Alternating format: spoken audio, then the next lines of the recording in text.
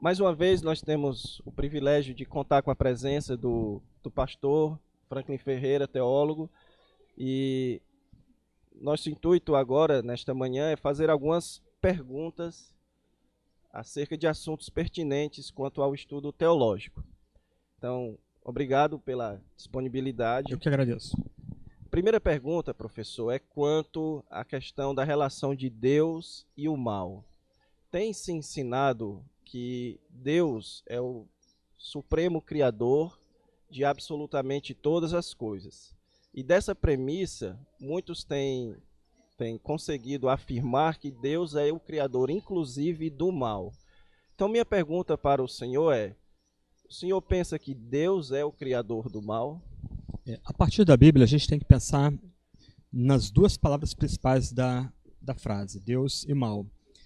Quem é Deus na Bíblia? Deus não é só o onipotente, soberano, o Deus que comanda os céus e a terra, mas ele é imutável, ele é o Deus da graça, da bondade, da misericórdia, da benignidade, ele é o Deus da aliança, ele é o Deus do amor fiel. Do outro lado, o que é o mal na Bíblia? O mal é o pecado, o mal é a transgressão, o mal é a iniquidade, e o mal na Bíblia é mais do que a mera ausência do bem. O mal na Bíblia é uma caricatura, uma perversão do bem. Então, graficamente retratando a questão, é como se Deus estivesse acima e o mal lá embaixo. À luz dessas duas conceituações de quem Deus é na Bíblia e do que o mal é na Bíblia, como a gente pode afirmar que Deus é o autor do mal?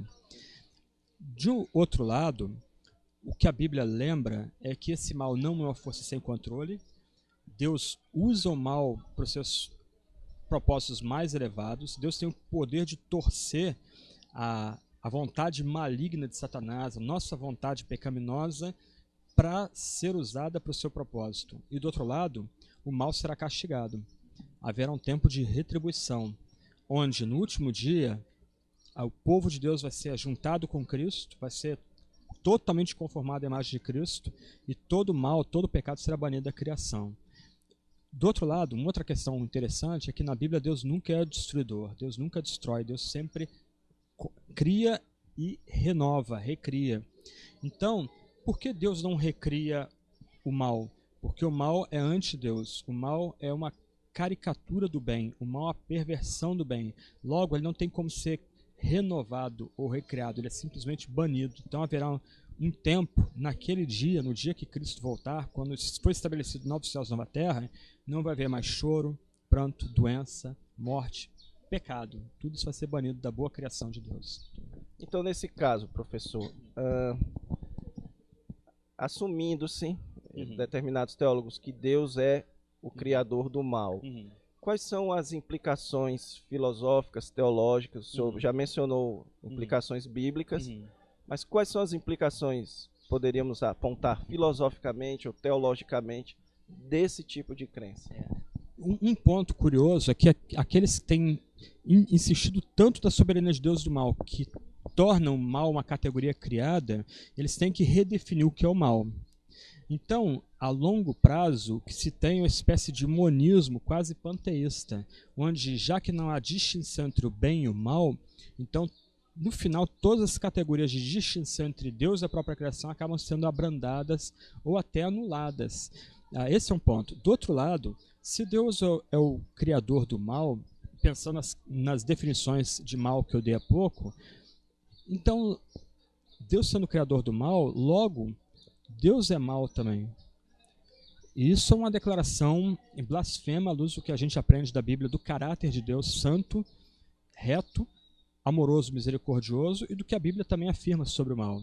Então, as afirmações bíblicas são: Deus é bom, Deus é todo-poderoso, o mal existe, o mal está debaixo do comando de Deus, e o mal será derrotado um dia quando Cristo voltar em glória. Muito obrigado. Agora vamos mudar um pouco de assunto, agora vamos pensar numa questão mais eclesiástica e mesmo seminário. Nós sabemos que vivemos em um mundo onde não há fronteiras, onde não há verdade, mas verdades, mas nós temos uma regra, que é a palavra de Deus. Então, na sua opinião, quais são os limites, as fronteiras do cristianismo bíblico? Quais são esses limites, como podemos identificá-los, para que nós possamos lidar com uma questão da separação. Com quem nos ajuntaremos, com quem não nos ajuntaremos. Ok. Eu diria que as fronteiras do limite bíblico são os elementos comuns do cristianismo histórico, protestante, evangélico. Temas como Deus, o Pai, Filho e Espírito, a encarnação do Verbo, a beleza da criação original, pecado original, pecado pessoal, a expiação de Cristo, a regeneração como obra do Espírito, a fé e arrependimento como resposta à regeneração, a natureza da igreja como comunidade do Espírito, a igreja sendo definida como a comunidade da palavra, da ceia e do batismo, a vinda visível, única e irrepetível de Cristo na cruz, porque esses elementos de conexão entre os vários ramos batistas, presbiterianos, congregacionais, pentecostais históricos são o mínimo irredutível. E eles devem ser os limites da nossa cooperação. Nós vivemos num tempo que é chamado de uma época pós-denominacional. Então, há 20 anos atrás, a gente se identificava como batista, o nosso interlocutor rapidamente entenderia o que nós criamos, ele saberia o que a gente cria instintivamente. Então, eu tenho memória de uma época que você entrava na igreja batista Convenção Batista, convenção a qual eu pertenci, e a liturgia era essencialmente a mesma, o formato da pregação, tema, ideia central, 3 pontos, aplicações, chamada evangelística era essencialmente o mesmo, os hinos eram essencialmente os mesmos, como se cantava do Oiapoque a Chuí. Hoje, não mais. Hoje, as denominações foram, por assim dizer, implodidas por uma série de razões que não vem ao caso agora. As nossas filiações agora são essencialmente ou ideológicas ou doutrinais. Então, é bacana notar, de um lado, reformados e evangélicos se unindo nas denominações brasileiras, buscando apoio mútuo, estabelecendo relações de amizade, assembleanos, presbiterianos, batistas, metodistas, inclusive. Do outro lado, também é curioso notar alguns pentecostais, batistas, presbiterianos, luteranos se unindo porque eles têm causas comuns baseadas na teologia liberal, na teologia da libertação, em algum tipo de cosmovisão marxista da sociedade. Então, essas são ilustrações de como é nosso tempo hoje. Algumas questões que a gente podia pensar, por exemplo, no Brasil, depois de 110 anos, quais são as nossas igrejas modelo? Quais são aquelas igrejas que são literalmente farol na nossa sociedade? Será que nós, que queremos ser cristãos bíblicos, radicalmente bíblicos, será que nós temos essas igrejas modelo? Para mim, uma tragédia é que a gente ainda não tem igrejas desse tipo, que nós precisamos desesperadamente para ser sal e luz nossa cultura, mas nós já estamos discutindo e nos estraçalhando por questões absolutamente periféricas da fé cristã. Não vou nem ilustrar aqui. Quem está assistindo a gente pode puxar de memória quais são essas áreas. Muitas vezes ligadas à eclesiologia e muitas vezes ligadas a questões basicamente secundárias da própria teologia sistemática. Agora, posso interromper? Claro. Então, nesse caso, o senhor mencionou, então vamos ser um pouco mais específicos, certo? Aqui, especialmente no Ceará, uma questão que é sempre levantada é uma questão escatológica. Então, qual o lugar da escatologia nessa questão das fronteiras? Ok. A gente pode distinguir entre a escatologia individual e a cósmica. A escatologia individual é absolutamente vital para a fé cristã. Morte, estado intermediário, ressurreição do corpo, céu, inferno, visão beatífica. Isso é inegociável. Já na escatologia cósmica, a gente pode ter tolerância, a gente pode sentar e ter conversas proveitosas para mutuamente um aprender do outro. Por quê? Porque no final, esses entendimentos da escatologia cósmica são tentativas de entender o que vai ser o futuro. Nenhum de nós esteve lá. Então, ênfases com muita certeza sobre os eventos do fim, sobre a sequência dos eventos do fim, são afirmações ousadas, dados os limites com que a gente lida na Bíblia. Só voltando um ponto, por exemplo, eu vou tratar com respeito um teólogo liberal, um escritor liberal. Eu vou tratar ele com caridade, que toda pessoa merece. Mas, do outro lado, eu não vou me permitir sentar com ele para ter uma refeição, não vou permitir andar em comunhão com ele. Por quê? Porque ele é de outro espírito. Ele comunga de outras persuasões diametralmente opostas ao cristianismo bíblico histórico. Ele não crê na inerrância, ele não crê no Deus trino, ele não crê na morte vicária, ele não encara com a devida seriedade quão terrível é o pecado. Não tem como andar com uma pessoa dessa. Do outro lado, de bom grado, se há elementos comuns, vitais da nossa salvação, a gente pode andar de bom grado com crentes de outras nações, de outras igrejas, montando projetos em conjunto, protestos contra a corrupção, protestos contra a violência, trabalhos evangelísticos de impacto. Na ausência do Estado, pode-se montar projetos comuns de ação social, montar um projeto comum de ter uma escola a bom preço para ajudar aqueles que têm dificuldade, têm falta de acesso à escola. Então, a partir desse elo comum da fé, a gente pode construir uma série de projetos sem violar nossa consciência, as nossas persuasões pessoais quanto a batismo, ceia, a escatologia cósmica. A gente respeita, ganha com a liberdade de se pensar e de se dialogar, mas também, tendo esse núcleo comum, a gente pode montar projetos comuns para impactar nosso país, nossa cultura. Então, o senhor mencionou aí a questão da união entre aqueles que possuem o mesmo corpus doutrinário. Sim. Isso historicamente. Então, deixe-me fazer uma pergunta acerca da atuação da igreja na sociedade. Como é que a igreja precisa se preparar para essas novas tendências, essas institucionalizações do pecado, como o aborto, como a PL 122, a lei anti-palmada. Então, como é que as igrejas protestantes, reformadas, devem atuar nesta causa? Eu acho que em dois níveis. De um nível, cobrando os nossos representantes que eles de fato nos representem. Todo crente vota. Adulto, maior de 16 anos, ele vota. Em quem o crente vota? Em quem você, que escuta a gente, votou? Cobre dessa pessoa. Cobre que ele seja um representante fiel do povo evangélico, se você votou nele, porque essa era a bandeira dele. Então, exija dele, como seu representante, que ele de fato represente os interesses de uma maioria que é cristã. Quer queira, quer não, nosso país é majoritariamente cristão. Do outro nível, é inevitável que esses debates continuem se aprofundando e, olhando o que está acontecendo na Europa e nos Estados Unidos, é inevitável que essas leis passem. Historicamente, a gente tem que estar presente no mundo, tem que fazer valer os nossos direitos, porque somos cidadãos. A gente paga imposto, a gente é cidadão. Do outro lado, historicamente, sempre que a igreja negligenciou a reforma de si mesma em prol da luta pela reforma da sociedade, nem a sociedade avançou e a igreja acabou retrocedendo. Então, essas leis serão aprovadas. É uma questão de tempo, mesmo o país sendo majoritariamente cristão. O que é necessário que a gente comece a fazer desde já? Reformar nossas igrejas. E aqui não estou pensando numa campanha pelo calvinismo, estou pensando em lutar para que as nossas igrejas sejam cada vez mais radicalmente bíblicas. O povo tem que voltar a ler a Bíblia. A Bíblia tem que ser pregada do púlpito. A Bíblia tem que ser anunciada na escola dominical. As nossas orações têm que ser bíblicas. Nossa liturgia tem que incluir leitura bíblica. A gente tem que chamar o povo de volta à Bíblia, não apenas para aprender a Bíblia, mas para viver à luz da Bíblia. Então, mais do que a preocupação em reformar a sociedade, a nossa preocupação tem que ser uma reforma da igreja, porque historicamente, quando a igreja é reformada, a sociedade é transformada, ela é modificada.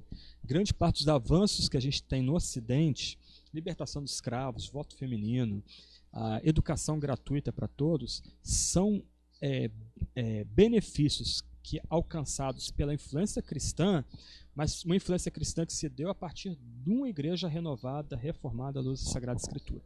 Última palavra quanto a esse ponto. Há dois conceitos de laicidade. Há o conceito inglês e o conceito francês. O conceito inglês é o que todo crente tem que defender. Isto é, todos têm direito a expressar suas crenças na arena pública. Um evangélico tem o direito de botar um caixote, subir em cima dele na praça e pregar o evangelho, tanto quanto o ateu tem o mesmo direito. Agora, o conceito de laicidade francês, que é o que nós temos no Brasil, ele privatiza malignamente a fé cristã. A noção desse conceito de laicidade é que qualquer cidadão tem o direito de expressar sua crença, menos o cristianismo. o cristianismo só deve ser praticado na esfera privada. E aí você tem um Estado invasivo, totalitário, que vai destruindo todas as esferas e vai destruindo, inclusive, as relações naturais entre pai e filhos. E a gente tem que, de um lado, defender esse primeiro conceito de laicidade, mas, do outro lado, lutar contra esse segundo conceito de laicidade. No final, o Estado não tem o direito de determinar culto, doutrina e ética para a igreja. E aí fica a palavra de Pedro. Quando o Estado quer nos calar ou quer nos empurrar para a periferia, aí a gente tem que dizer, importa obedecer a Deus e não aos homens. E com ousadia, reafirmar nossas doutrinas, nosso culto e nosso entendimento ético também. Ok. Agora vamos para uma pergunta um pouco mais pessoal. Uhum. O senhor tem escrito o livro Agostinho de Azê, Gigantes da Fé. Então, tem escrito livros falando sobre grandes homens do passado. Então, eu queria saber do senhor, destes grandes homens do passado, qual o senhor entende ser o maior dos teólogos cristãos, se assim nós podemos dizer, e também qual o seu teólogo predileto vivo? Ok. Eu não diria o maior teólogo, mas talvez o mais importante seria Agostinho. Ele foi o primeiro teólogo a, sem escrever uma teologia sistemática, a sistematizar pontos cardeais da fé cristã, como trindade, livre-arbítrio, graça, pecado, igreja, casamento, virgindade consagrada. Todo mundo que escreveu depois dele, Tomás de Aquino, Anselmo, Calvino, Lutero, escreveu literalmente sobre os ombros de Agostinho. Então eu diria que ele, depois de Paulo e de João, seria talvez, após o Novo Testamento, o escritor cristão mais importante. Do outro lado, nossa dieta, a gente tem que incluir Lutero, tem que incluir Calvino e tem que incluir Kuyper e Edwards. Esses são talvez os 5 teólogos mais importantes da fé cristã. O conjunto desses 5 homens, aí, dos escritos desses 5 homens, são suficientes para montar não só uma teologia, mas uma ética e uma visão de mundo extremamente robusta, vigorosa e radicalmente bíblica e confessional. O senhor excluiu Tomás de Aquino. Por quê? Porque ele tem uma visão filosófica um pouco diferente desses outros teólogos, ele é mais aristotélico, ele é extremamente prolixo e ele, na verdade, ele não é um desbravador, é um compilador. Os outros teólogos que eu citei, por exemplo, Lutero é um desbravador, ele irrompe na história da igreja, literalmente resgatando não só a ideia da salvação somente pela graça, mas também o solo escritura, o solo Cristo, a necessidade de traduzir a Bíblia para a linguagem do homem comum, da mulher comum. Calvino, ele simplesmente ele monta a primeira teologia bíblica da história. Você tem nas institutas, é só Bíblia, Bíblia, Bíblia, texto bíblico, e remetendo você a comentários, e o comentário joga você para o texto bíblico. Kuyper é o homem que vai literalmente fundar uma visão de mundo na Bíblia. No seu livro Calvinismo, ele lembra que Deus é o criador de todas as coisas, criador de todas as esferas, a esfera da política, a esfera da educação, a esfera da família, a esfera do culto, e a gente tem que estar militando em todas essas esferas para a glória de Deus. E Edwards é o homem que mapeia a obra do Espírito na alma humana.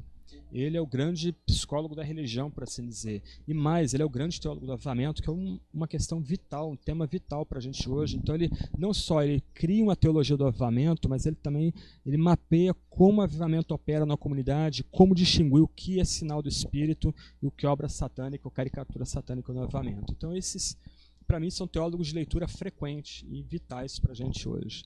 Quanto a teólogos contemporâneos, 2 que eu respeito muito e volta e meia interajo muito com eles, é um professor e seu aluno.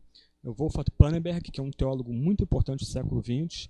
Ele é um teólogo luterano ainda vivo, já bem velhinho, já bem idoso. E ele, para mim, ele escreve a melhor defesa da historicidade da ressurreição de Cristo que eu tenho lido, e talvez a mais importante defesa da historicidade de Cristo, escrito nos últimos 150 anos. É simplesmente brilhante a forma dele, com aquela perícia típica alemã, detalhista, ávida por conhecimento e pelo uso de fontes. Ele vai mapeando a racionalidade da ressurreição de Jesus, a história. E o William Lane Craig tem... Exatamente, o divulgado. William Craig trabalha muito com ele também, e o William Craig foi aluno dele também, dele. mas um outro aluno dele que eu acho muito importante para a tradição batista é Millard Erickson. Ele é reputado aí como grande teólogo batista dos últimos 100 anos. A Christian Theology dele vai ser lançada pela Vida Nova mais para frente. Se tornou uma obra padrão, não só para a teologia batista, mas para as teologias evangélicas do século XX. Então são dois teólogos que eu aprecio muito, que eu tenho lido com muito carinho. Há outros também, Jay Packer, muito importante para mim. R.C. Sproul, no segundo nível, por causa da facilidade dele comunicar elementos muito profundos numa linguagem simples para um homem, para uma mulher, para um jovem, um adolescente, ler aquilo com prazer. Então eu admiro isso muito, Sproul. Packer e Sproul seriam outros dois teólogos contemporâneos que eu leio também com bastante prazer, mas os dois, assim, para mim, que eu tenho lido bastante, gostado muito, Erickson e Pannenberg. Professor, muito obrigado mais uma vez, certo? Suas respostas foram realmente muito elucidativas e nós continuamos orando pelo seu ministério. Agradeço. Esperamos sinceramente que o senhor deseje retornar e possa retornar ao nosso convívio mais à frente. Para mim é um prazer voltar à entrevista. Eu agradeço a Deus pela sua vida, Neto. Rogo a Deus abençoar seu ministério aí, ajudando a Escola Spurgeon. E também estendo a minha gratidão pelo convite para vir à Fortaleza, à Igreja de Parquelândia e a Escola Spurgeon também. Que Deus abençoe esses irmãos, a igreja e o seminário também.